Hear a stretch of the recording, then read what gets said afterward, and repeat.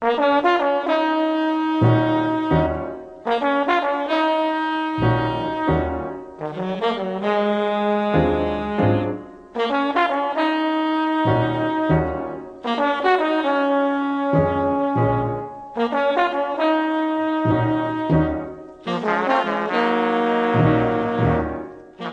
gracias por la invitación, por estar aquí. Es la primera vez que vengo a Quito, espero que no sea la última. Y el día de ayer nosotros terminamos todo el día de exposiciones hablando de dos temas fundamentales, y era el recojo de información, cuán útil es la información para la toma de decisiones en campaña electoral.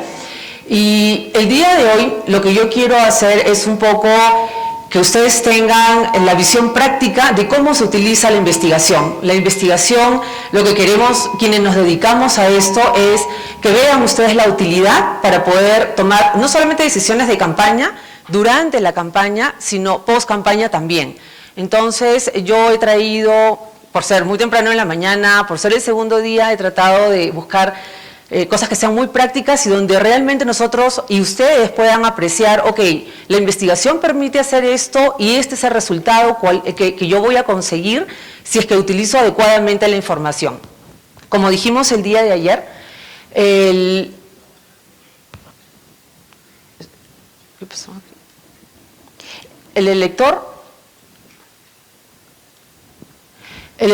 esta es la mente del elector momentos antes de las campañas, meses antes, se encuentra totalmente abrumado con un montón de información, de interrogantes, de preguntas, y el trabajo fundamental de la investigación es encontrar ese espacio donde nosotros podamos encontrar la oportunidad para ubicarnos en la mente, en el corazón y influir en la decisión del elector.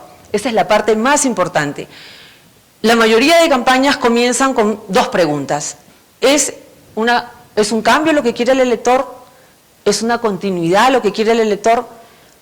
No lo sabemos. Estamos en el punto de partida, años, meses, dependiendo de cómo sean las organizaciones. Es que ellos se van a plantear esta pregunta.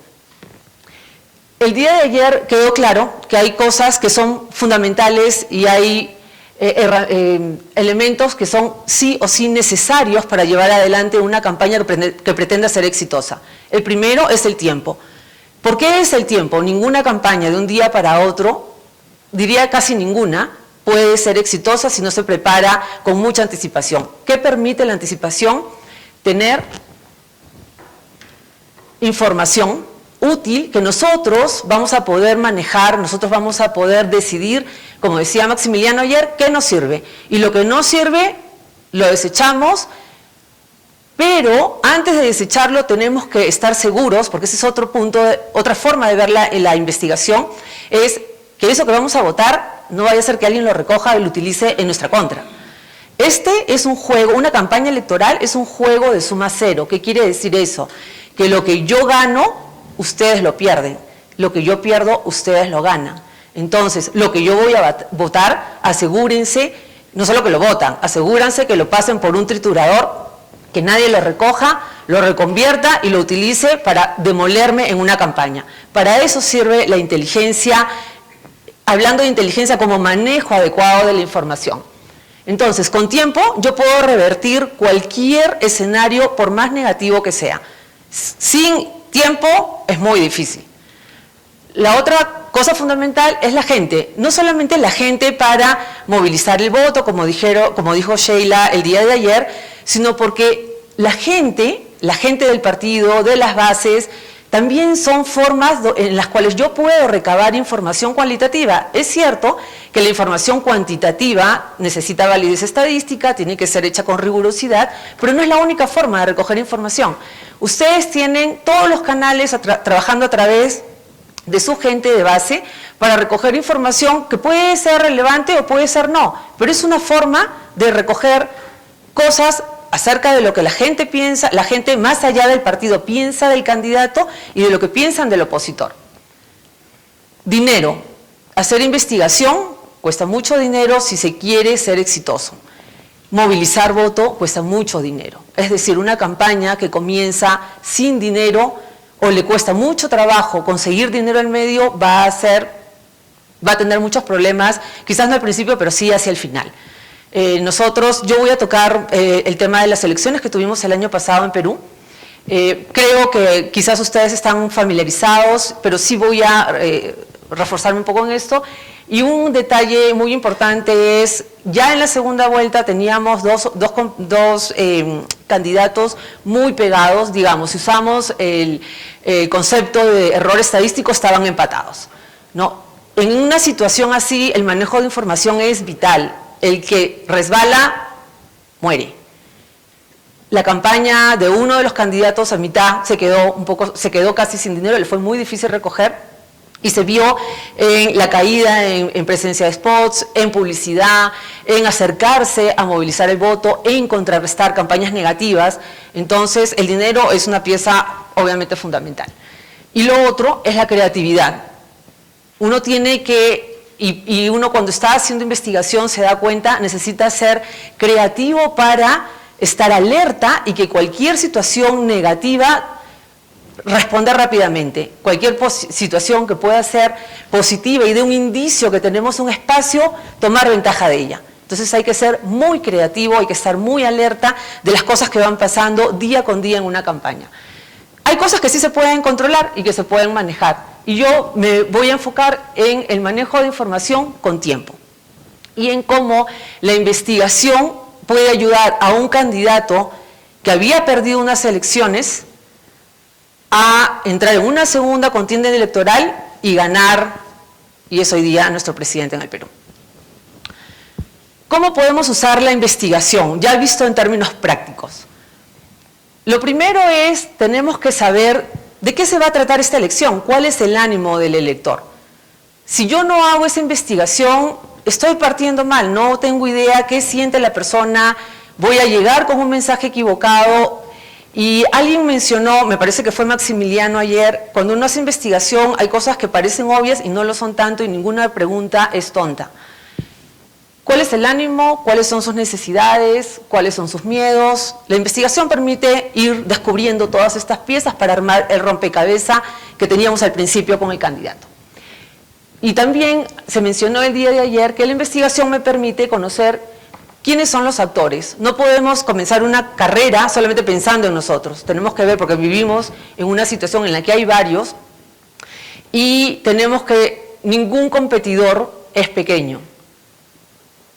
Para comenzar, y antes de entrar en el tema de cuál fue la elección en Perú, nosotros, igual que ustedes, si no se alcanza mayoría, tenemos que ir a segunda vuelta. El panorama en enero del año 2011 eran 5 candidatos, yo diría relevantes, 4 de ellos, uno de ellos, el que llevaba la delantera, había sido presidente, enero del 2011, 29%, para marzo tenía casi el 45%, se daba por vencedor casi en primera vuelta. El no manejo de información adecuada, el pensar que la campaña se tenía ganada, el minimizar la opinión del elector, hizo un muy mal manejo de las estrategias. Llegó el día de las elecciones y ese candidato en el camino fue cayendo y terminó penúltimo. Pasaron a segunda vuelta el que venía en último lugar con uno que venía en tercero. Ellos dos pasaron a la segunda vuelta. ¿Qué fue lo que no se entendió? ¿Cuál es el ánimo del elector? En ese momento la situación económica hace 10 años, 12 años es bastante estable, estamos en crecimiento económico, 7% promedio al año. Entonces, la pregunta que se plantean los candidatos es, para ofrecerla al electorado, es cambio o continuidad.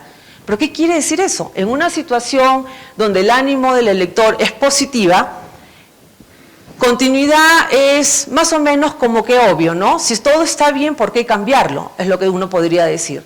Y esos son los casos de reelecciones en sistemas que hay reelecciones, como es el caso de Estados Unidos, donde Clinton iba con una economía muy buena, el ánimo estaba súper bien, la gente podía comprar casas, ¿por qué cambiarlo? Clinton tenía muchos problemas de acusaciones, de problemas de infidelidad, pero al elector, si no le tocamos algo que es relevante, que es el bolsillo, la seguridad, eso no es un problema del electorado. una reelección sin duda alguna. El caso de Chile, durante 20 años de concertación, el país iba mejorando, ¿por qué cambiarlo? El caso de cuando el ánimo es negativo, la gente está deprimida, la gente está golpeada económicamente o por un tema de seguridad, como por ejemplo podría haber sido el caso de México, es obvio, esto tiene que cambiar. No hay duda, no puedo seguir habiendo, o en Venezuela, no pueden haber 50 crímenes diarios y no pasa nada, esto tiene que cambiar. Pero ¿qué pasa cuando la situación es positiva, como era el caso de Perú, y la gente no está contenta? La gente podría haber dicho, bueno, el señor fue presidente, ya sus hechos demuestran que lo haría mejor, y ese era el discurso de todos los candidatos. Nosotros ofrecemos continuidad del programa económico, continuidad. Y acá viene la importancia de la investigación cualitativa. ¿Qué es continuidad para el elector? Para usted, para ti, no es lo mismo que para mí o que para el señor. Entonces, yo no voy a hacer una encuesta, de hecho sí la podría hacer cuantitativa, una encuesta casa por casa y preguntar, pero lo que me da el fundamento de más o menos tener ideas a qué se refiere la gente me lo da el cualitativo. Eso es lo que yo voy a probar después. Pero acá era muy importante porque continuidad y cambio. Quédense con esa idea y vamos a ver qué pasó en Perú. Este es el antecedente. Estábamos previos a segunda vuelta. Los dos candidatos que quedaron fueron Keiko Fujimori. ¿Quién era Keiko Fujimori? La hija de Alberto Fujimori. ¿Qué había hecho Alberto Fujimori después de 11 años de gobierno? Había abierto la economía peruana, que crece hoy en día a un promedio de 7%. Tenemos muchísima inversión extranjera. Había eliminado la hiperinflación, que fue una cosa terrible y que terminó con la clase media en el Perú en los años 90, comenzando el año 90. Había acabado con el terrorismo. Quienes no han tenido un problema de terrorismo, que es muy bueno realmente, les puedo decir que vivir en una sociedad, en una ciudad donde uno no sabe si el coche que está estacionado explota y me mata, realmente termina destruyendo el ánimo de la población. Entonces, él acabó con el terrorismo, tomó preso a Abimael Guzmán, que cumplió cadena perpetua. Las partes malas del gobierno de Fujimori, rápidamente. Dio un autogolpe de Estado en el 92, cambió la Constitución para reelegirse 2 veces, renunció a la presidencia por fax cuando salió a un viaje en el extranjero y hoy está preso acusado de crímenes de lesa humanidad. Keiko Fujimori había sido congresista, pero digamos que su principal activo y su principal pasivo eran ser la hija de Alberto Fujimori. Así entra ella en campaña. ¿Quién es Ollantaytamala? Un militar retirado con un discurso radical que había estado en el 2006 enfrentándose a Alan García, diciendo que se iba a expropiar, es decir, dando vuelta atrás a todo lo que había hecho hasta ese momento Fujimori. Había sido acusado de recibir dinero de Chávez para financiar su campaña y de querer llevar adelante este programa económico. Y había encabezado una revuelta que había dejado 5 muertos durante el gobierno de Alejandro Toledo, por la cual su hermano está preso. Esa era la situación en enero, febrero del año pasado. Este es la imagen que tenemos del Ollantaytamala candidato del 2006. Si podemos ver ahí una imagen, ¿qué diríamos? Agresivo, con un discurso radical, y todos los elementos acompañan eso, ¿no? El puño en alto, el polo rojo, igualando un poco a Chávez, y este discurso realmente bastante agresivo con la población, con la gente. Entonces, esta es, para terminar esta idea, este es el año 2006, el debate previo a elecciones. El SIDA y el cáncer terminal, que es lo que serían Humala y Keiko Fujimori. Es decir, Velasco o Fujimori. Me niego a creer que la ceguera, digamos, pueda llegar a ponernos en esa disyuntiva. No, yo creo que los candidatos que representan la continuación de la democracia, el perfeccionamiento de la democracia, la el fortalecimiento de una política económica que está trayendo muy buenas consecuencias al Perú, al final va a prevalecer. Si un candidato antisistema llega a la segunda vuelta, pues espero que, como ocurrió en la última elección, hay una movilización hacia la sensatez, ¿no es cierto?, y hacia el mal menor. O sea que esa disyuntiva, yo creo que los peruanos que creemos en la libertad, en la democracia, no debemos aceptarla ni siquiera como una hipótesis de trabajo. Ok, esto fue un par de años antes. Mario Vargas Llosa, creo que todos lo conocen, premio Nobel peruano, negaba esa posibilidad. Ya estamos en previos días antes de abril y ellos son los candidatos, Keiko Fujimori y Ollanta-Humala, y era la elección entre el SIDA y el cáncer. Ese era, digamos, el paralelo. ¿Cómo lo...? A ver.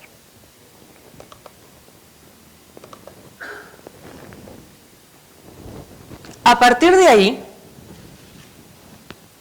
Ollanta-Humala pierde en junio del 2006 y él sí comienza una campaña para prepararse para la siguiente elección. Entonces, eso le dio tiempo, 5 años para prepararse. Llegamos a abril, o días previos antes de abril, cuando comienza la campaña, y ya no vemos a Humala con el polo rojo. Porque la percepción que tenía la gente era de un hombre agresivo. Y todos los elementos acompañaban y reforzaban esa imagen. Y esto no necesariamente, no tenemos por qué verlo en un cuantitativo, lo vemos en un cualitativo, esa es la percepción. Yo le pregunto a ustedes, como lo hice hace un momento, ¿qué les parece esta imagen? Agresivo. Todo, entonces, viene un proceso de 5 años muy bien manejado, mucha profesionalización, que fue lo que comentaron algunos de mis compañeros y colegas ayer, en la cual vemos a una persona sonriente, con una camisa azul, más clara. Los discursos ya no eran como habían sido antes, era bastante más conciliador. ¿Qué imagen tenía Keiko Fujimori? La gente decía, estaba como en duda, ¿no? Es la hija de Fujimori, tiene las partes buenas que le he comentado, pero tiene las partes malas. El elector tenía mucho miedo. Y la campaña se basó, si ustedes ven ahí, sus afiches reforzaban y explotaban todo lo bueno que había hecho el padre. Pero cuando uno entra en campaña y evalúa al elector, el elector tiene necesidades, pero también tiene miedos. Y tiene que poder combatir esos miedos. Y si yo digo que soy distinta, no puedo ser distinta llevando un programa que no es totalmente mío. Porque entonces ahí caigo en un gran problema que la gente, cuando uno le pregunta en una información, en un estudio cualitativo, es ¿qué le falta a esto? Esto no tiene coherencia. La falta de coherencia es lo que termina haciendo que un candidato pierda.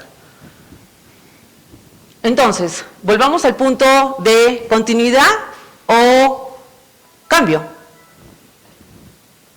La economía, la tasa de pobreza en el Perú, 30%, 70%, la economía informal, 45% de la población no tiene acceso a la infraestructura básica que es agua ni desagüe. Una tasa de promedio de 7%, 45% nivel de desigualdad. Si ustedes, sin acercarse al elector, deciden, uno diría, bueno, continuidad, ¿no? Si queremos seguir creciendo. Y eso era lo que decía Keiko Fujimori. Continuidad, vamos a seguir el plan económico, vamos a seguir con todas las cosas buenas que se han hecho. Pero 30% de la gente, para esa gente, ¿qué es continuidad? Si usted va y les pregunta, continuidad es, me quedo como estoy. Y eso no sale necesariamente en un cuantitativo. Eso la persona le dice, continuidad es, esto sigue tal cual.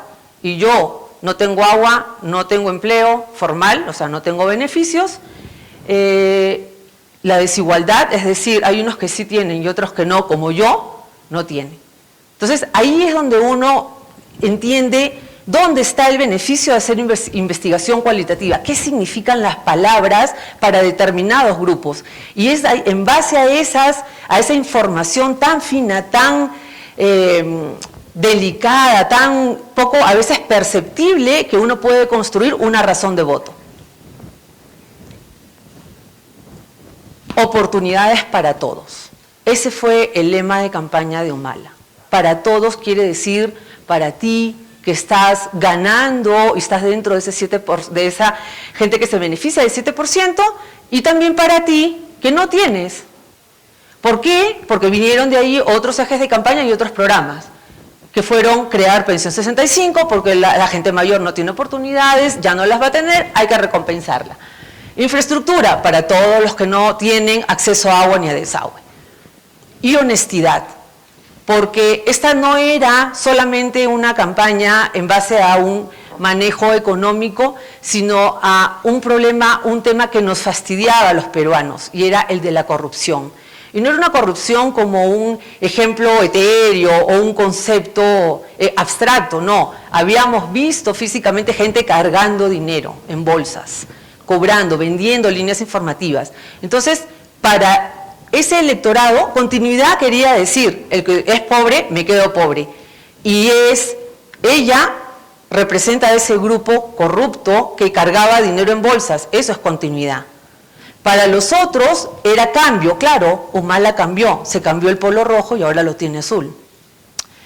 Y él es honesto, podrá no tener muchas cosas buenas, pero sí es honesto, no voy a ver eso. Entonces, esas son las cosas muy finas que uno puede ganar teniendo, haciendo este tipo de acercamiento a los electores. ¿Para qué otra cosa me sirve la investigación de ese tipo en términos de recoger información? Para saber todas las debilidades que tengo yo y que también tiene mi oponente. Y hay una cosa que es como un patrón que sucede y que se mencionó ayer. A veces nosotros entramos y hacemos investigación por dos razones. Una, porque lo dice el manual de campaña, y es que porque hay que hacerla, ¿no? Porque eso nos va a dar temas, y hay que contratar a una compañía, dependiendo del dinero, contrato a la mejor, si no tengo mucho dinero, bueno, ya veo cómo me las ingenio.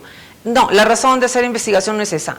Si uno quiere ganar, uno tiene que escuchar lo malo, porque donde está lo malo es donde yo voy a poder corregir, y lo malo del otro yo voy a poder tomar ventaja.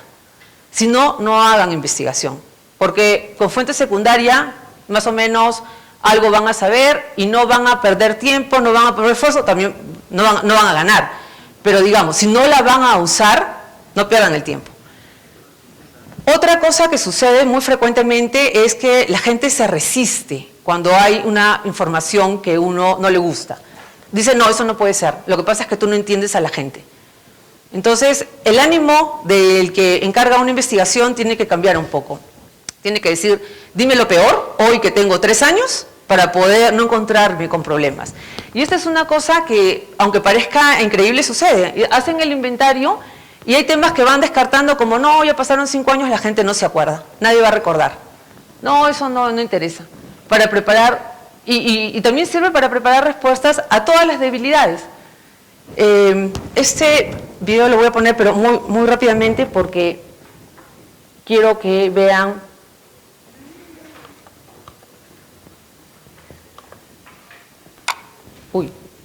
Muy buenas noches, señoras y señores. Lo voy a avanzar porque solamente quiero que vean. Esto fue en el año 2006, ¿sí? Al cual finalmente llegamos después de algunos contratiempos, debió comenzar a las 8 de la noche, pero por causas que no son nuestras, pues estuvimos aquí a esa hora por respeto al país. Comienza con 20 minutos de retraso. Va a tener ahora la palabra durante 3 minutos el señor Ollanta Humalatazo. Antes de ello, quisiera, por favor, señor Humala, la bandera peruana la apreciamos todos, pero no está permitido en aras de una imagen equitativa entre ambos candidatos, por lo cual, con todo respeto, le pido que, por favor, proceda a retirar Si está fuera del acuerdo, la retiro, pero si no está contemplado en el acuerdo, no la tengo por No, lo que tenemos es un acuerdo por el cual ambos podios tienen que estar limpios con la misma imagen. Pero la bandera nacional no es algo que nos avergüenza. Yo no sé, 2006, un mensaje muy agresivo.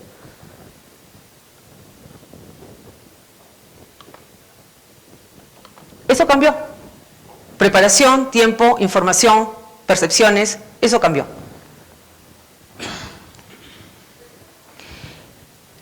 Y aquí es donde voy a reforzar la idea de qué quiere decir continuidad, qué quiere decir cambio. ¿Dónde está la parte que me puede hacer ganar? ¿Dónde entiendo para poder desarrollar correctamente un mensaje en función de eso? Otra cosa para la cual también es muy útil, y esa es la primera parte, una vez que ya desarrollé la idea, el mensaje, la imagen del candidato, viene una segunda parte donde entra a funcionar la investigación, que es aprobar ese mensaje, lo que voy a lanzar. Porque una vez que ustedes lo ponen en televisión, en Twitter, en Facebook, ya no lo pueden recoger y la impresión queda, y el error queda, y deshacer los errores es el triple de costoso, porque consume tiempo, consume dinero y consume las expectativas y comienza la desesperación. Y cuando la desesperación comienza, ya lo único que queda es el fracaso, nada más. Entonces, eso nos permite salir con cosas que realmente peguen y que lleguen al corazón y muevan a la gente a ir a votar.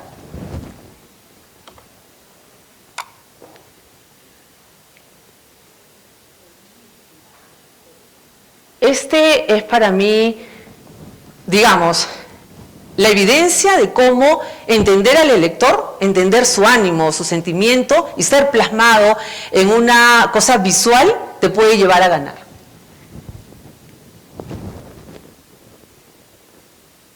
Acabei de entrar na faculdade. Não foi fácil, mas eu consegui e agora eu tenho uma oportunidade. Nada nunca foi fácil para mim. Eu estudei em escola pública, fui criado pela minha mãe, nunca tive pai, nunca tive nada. Minha mãe mal sabe ler, mas com...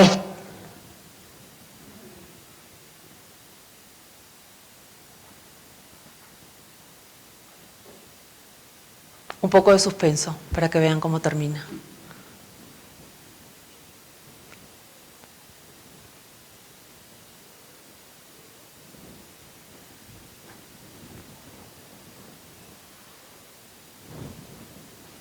Em Deus e em mim, e eu vou realizar os seus sonhos, custe o que custar. Mas quantos iguais a mim, melhores do que eu, mais inteligentes do que eu, nunca tiveram uma oportunidade na vida? Estão nas ruas, nas drogas, no crime. Ninguém nasce mal, ninguém nasce bandido. É tudo uma questão de oportunidade. Oportunidade! O jovem da favela também quer ter um tênis novo, uma camisa nova e o direito de sonhar como todo mundo. Esse é um país de todos, de todos. Meu nome é João, eu sou brasileiro, amo o meu país, vivo o Brasil, viva São Paulo, viva o Cristo Redentor, viva a Amazônia, viva Luiz Inácio Lula da Silva. Si son personas que no han tenido oportunidades, ¿esto no reflejaría lo que ustedes esperan de una promesa, de un programa electoral? ¿No irían a votar por Lula? Saldrían corriendo, porque ese ánimo, ese sentimiento solamente se puede recoger de un contacto directo, entendiendo qué es lo que le pasa a la gente, qué es lo que le toca a la gente. Nadie nace malo.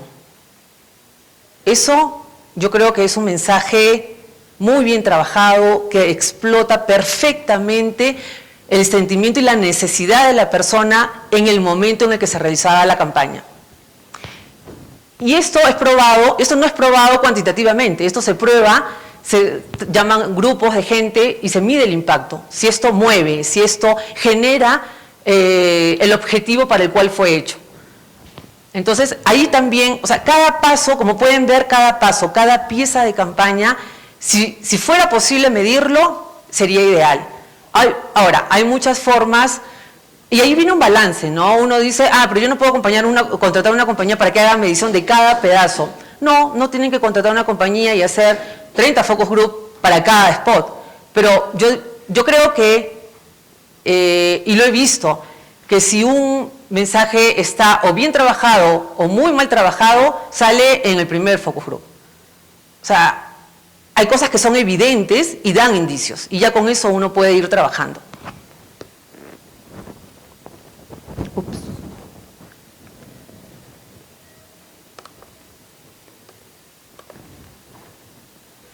Los eslogans de campaña también son algo que se trabajan, y se trabajan muchos. Y igualmente buscamos aquel que realmente pueda capturar la intención, el sentimiento de la gente, y pueda llevar a mover el voto. La estrategia de campaña sin duda ha sido exitosa. El Partido Demócrata desde la época de Clinton se caracteriza por hacer investigación, yo diría que absolutamente para cada cosa que hacen. Quienes tengan la oportunidad de comprar la serie El ala oeste, The West Wing, ustedes ahí van a poder ver qué es el equipo de campaña, el equipo de comunicaciones dentro de la Casa Blanca. Ustedes van a ver, eso está basado, digamos, en el gobierno de Clinton. Los asesores, de hecho, eran consultores políticos conocidos, muy conocidos, y gente que trabajó en la Casa Blanca. Y se ve cómo el presidente, antes de lanzar una iniciativa o antes de hacer algo, decidir atacar un lugar o no, hace rápidamente un sondeo para ver cómo va a reaccionar la gente, para ver cómo lo va a decir, dónde encuentro el camino por el cual me pueda meter. Eso es información cualitativa, el manejo de información. La última campaña de Obama trabajó varios eslogans y los probó para llegar a que al final todos hemos visto. El primero era Win the Future, ganemos el futuro. Resultado, sonaba como un libro de automotivación, ¿no? Gana el futuro, tú mismo, conócete a ti, o sea, más o menos como que era parecido. Y hay que entender el contexto, una situación económica bastante difícil, la gente con el ánimo más que negativo, la gente desanimada. Entonces necesitaba algo que pudiera hacer que siguieran creyendo en el presidente. No podemos esperar, eso sonaba más bien trabajar para el enemigo. Si no pueden esperar, entonces voten por Romney, ¿no? No 4 años más. An American Built to Last, una América hecha para durar. La percepción de la gente que vio este eslogan dijo, me hace acordar a Ford, a General Motors, carros. Un carro americano que dure hasta que me muera o lo hereden mis hijos. Ninguno de estos pegó, ninguno de estos reflejaba una cosa positiva en la gente, no la iba a llevar a votar. Forward, adelante. Esto sí, como que sí, pues ya de acá, porque lo otro que queda, si no voy para adelante es ir para atrás. Nadie quiere ir para atrás, ni para tomar impulso. Entonces, esto era algo que sí, que podía funcionar. Y si ustedes ven el logo del medio, es como un camino, un horizonte, o sea, tenía cosas muy, la figura negra, como la idea de un amanecer, de un futuro, de algo me espera más allá, ¿no? Entonces, pero estas cosas solamente se pueden probar preguntándolo directamente, exponiendo a la gente a verlo, qué opina, lo primero que sale, ¿no? Esto de ganemos el futuro era definitivamente no. Por más que tú quieras una actitud positiva, no quieres pues que parezca algo, ya, lo leo y ya está, ya, yo salgo mañana a ganar. ¿Y para qué otra cosa sirve la investigación si uno ha hecho la del opositor, mis ventajas, las debilidades, mis debilidades y las del competidor? Yo tengo información. Yo ya conozco por dónde puede caer el competidor, también debería saber por dónde voy a caer yo. Eso no siempre es cierto.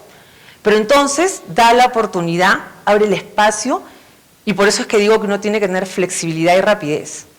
Cuando aparece la oportunidad, no se debe dejar pasar.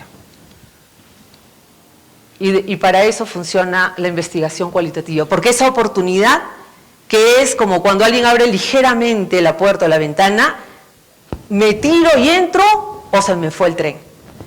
Esto le pasó a Romney. Una presentación en público, supuestamente todo iba a ir bien, nada tenía que pasar. Y estaba muy cerca. ¿Perdón?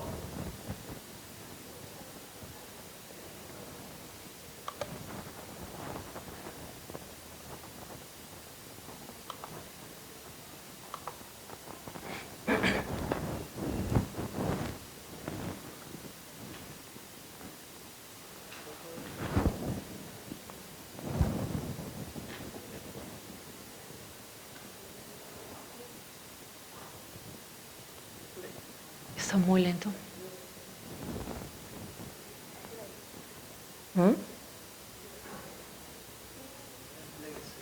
No, pero está. Pensando en las miles de familias inmigrantes en el país, Lucy Ayain se llenó de valor y confrontó a Mitt Romney durante un evento para recaudar fondos para su candidatura en el Hotel Sheraton en Manhattan. Cuando le di la mano a Romney, le dije mi nombre es Lucy y él contento, todo pensando que yo era uno de los apoyantes ahí. Y cuando yo le dije soy indocumentada, jaló su mano. Entonces me estaba dando una señal de que yo soy criminal o que...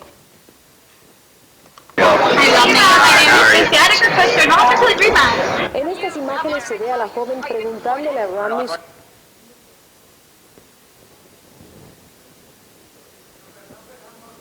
estudiantes indocumentados. Lucy se identifica... Lo voy a volver a poner un segundito, por favor.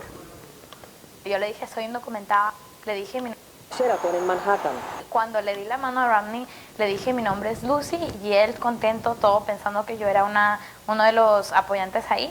Y cuando yo le dije soy indocumentada, jaló su mano. Entonces me estaba dando una señal de que yo soy criminal o que mi mano era sucia, el de él no. En estas imágenes se ve a la joven preguntándole a Romney sobre el Dream Act. El aspirante a la presidencia le confirma que vetaría la ley que le daría la residencia a los estudiantes indocumentados. Lucy se identifica como indocumentada y sigue discutiendo con Romney hasta que un guardaespaldas se interpone entre ellos. Tengo confianza en mí misma y en confianza en la comunidad hispana de que si nos ponemos juntos y trabajamos, él no ganaría. Si es que él ganaría, sí, tendría mucho miedo. Lucy llegó a Estados Unidos a los 10 años y nunca regresó a Perú, el país donde nació. Está estudiando... La campaña iba muy apretada. Había muchos latinos, sobre todo ubicados que vivían en Florida, que estaban indecisos, que no se caracterizan por apoyar a los demócratas, sino más bien a los republicanos, pero esto le dio la oportunidad para comenzar a marcar diferencia, ¿no? Un gesto, solamente fue un gesto, no dijo nada, solamente le quitó el brazo. Hay casos en los cuales es más grave, y es lo que pasó en la segunda vuelta en Perú. Y esto debería quedar para un curso de comunicación de crisis de Javier.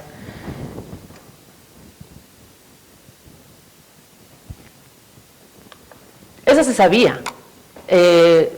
La mayoría... sobre derechos humanos. O sea, y además la gente no dice otra cosa, que los derechos humanos no son solamente los derechos de primera generación, son los de segunda y tercera generación. ¿Sabe qué es lo que pasa? Que yo creo que la población teme que ese capítulo del debate se termine convirtiendo en Barrios Altos contra Madre Mía, la Cantuta contra el Andahuaylazo. ¿Quién mató más? Por eso es que, mira, yo te digo, en todo caso nosotros matamos menos que los dos gobiernos que nos antecedieron. Se acabó la campaña. Empate técnico, 3 semanas antes de las elecciones, sabían que les iban a sacar el asunto de las muertes. Nunca lo habían esquivado, lo habían guardado debajo de la mesa, no existía, no se prepararon para contrarrestar algo que era evidente. La información estaba, la investigación había salido. O sea, no era esconder, tapar el sol con medio dedo. ¿Quién tomó ventaja? Por supuesto que el contrincante. Al día siguiente, Humala dijo, en nosotros puede haber duda, en los otros hay certeza. Las pruebas me respaldan. 2 semanas después no había nada que hacer. Hoy tenemos presidente. ¿Qué tuvo Humala que no tuvo los otros candidatos? Tiempo, información, manejo de información, preparación, entendió de qué se trataba la elección, entendió el significado de la palabra cambio y lo pudo transmitir a sus votantes.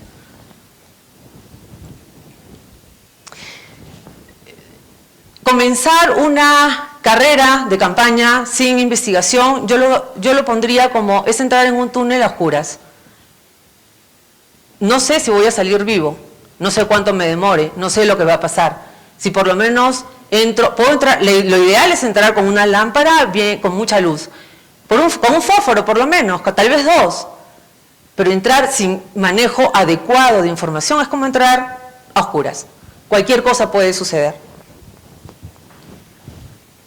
Las técnicas, cierto es que el focus group es lo más conocido, es un genérico.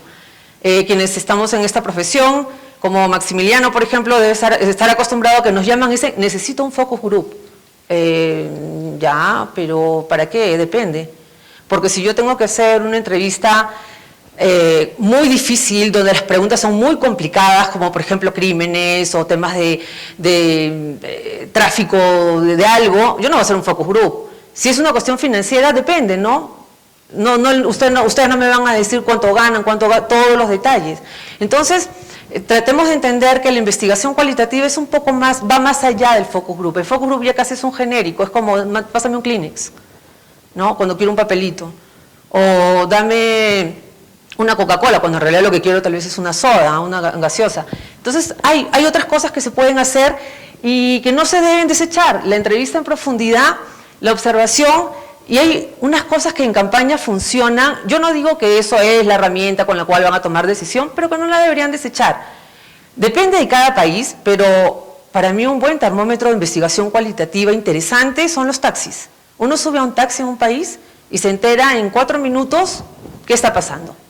¿Qué está pasando? ¿Cómo va el ánimo? Yo recuerdo haber tomado un taxi el año pasado en enero en un sitio en Lima y ir a un mercado. Y le pregunto al taxista, ¿quién va a ganar?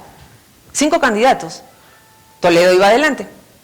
Y me dice, está difícil, no, está bien complicado. Y yo le digo, ¿pero quién cree? ¿Toledo? No, en Perú hay una cosa que decimos, ya fue cuando no tiene opciones. No, él ya fue. No, pero si él va con 29%, no, él ya fue. Pero mire, ¿quién sabe, Keiko? ¿Quién sabe Humala? Pero Humala tiene 8, sí, pero ¿quién sabe, no? Nunca se sabe, nunca se sabe. Si uno repite, va tomando taxis por acá, por allá, tiene información. No digo ni que van a diseñar una estrategia con esto, pero es importante, uno, escuchar lo que la gente tiene que decir. Igual pasó un día que llegué a Washington y tomé un taxi y le pregunto al chofer, ¿y qué cree? ¿Obama perderá? No, Obama 4 años más. No, pero si van apretados, no, usted va a ver, Obama 4 años más.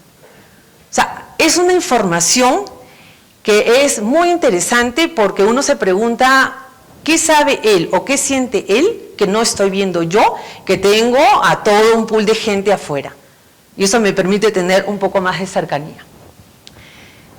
Los requisitos, escuchar bien, y escuchar bien es eso, es atención profunda cuando alguien dice algo para ver qué me estás queriendo decir que no me lo estás diciendo, o qué hay detrás de esas palabras que no son lo que parecen ser.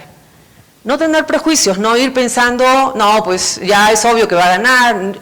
No, vamos limpios, sin ningún prejuicio, sin ninguna intención o sin ningún preconcepto. Y obviamente ya la cuestión mucho más metodológica de seleccionar adecuadamente a la gente. Y con esto les voy a dar un ejemplo muy rápido. En el año 90, Vargas Llosa se enfrentó a Alberto Fujimori. Vargas Llosa es hoy premio Nobel, un escritor muy conocido, quería ser candidato a la República. Hizo un comercial de campaña. Él tenía muchos medios. Y este comercial fue la cosa realmente más increíble que yo puedo haber visto. Había mucha diferencia, Fujimori era un desconocido, un profesor de universidad, nadie sabía de dónde había salido este señor, además descendiente japonés, no es que en el Perú la mitad somos japoneses, no, 1% de la población. Era muy raro y mucha gente pensaba, Vargas Llosa va a ganar. Había terminado el gobierno de Alan García, el aparato burocrático era como el 70% del empleo. O sea, la mayoría de la gente trabajaba para el Estado o tenía algún pariente que trabajaba en el Estado. Y sale este comercial, un mono con un terno, corbata, saco, sentado en un escritorio, vendiendo el plan de Vargas Llosa y termina con el mono orinando encima del escritorio y diciendo vamos a acabar con esto. En un país donde el 70% de la gente estaba empleada en el gobierno y ponen esto. Yo me imagino, dado los recursos que tenían, que probaron esto en un focus group. La pregunta es, ¿quiénes lo vieron? Tal vez fueron sus amigos cercanos que no pertenecían a una gran parte de la población. Y esto es, si uno pregunta en la calle, ¿usted está en contra de la burocracia? Pero claro, sí, ¿cómo no? Claro, sí, la gente vive del Estado.